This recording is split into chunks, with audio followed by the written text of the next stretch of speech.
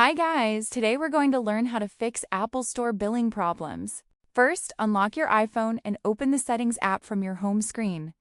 This is where all your account and payment settings are stored, so we can check everything properly. Once you're in Settings, tap on your name at the top of the screen. This opens your Apple ID account options where you can manage payments, subscriptions, and more.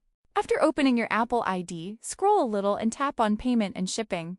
This section shows all your payment methods and billing information. A small loading screen may appear as it retrieves your info. Now, check your card information carefully.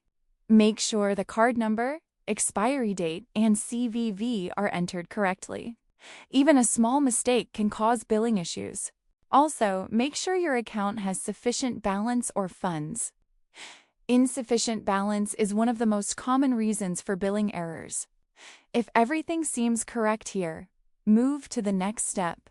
If both your card details and balance are correct, but the issue still persists, simply restart your iPhone. Sometimes, a quick restart fixes minor glitches and refreshes account settings, resolving the problem. And that's how you can fix Apple Store billing problems quickly and easily. If this helped, make sure to subscribe and leave a comment for more useful Apple tips.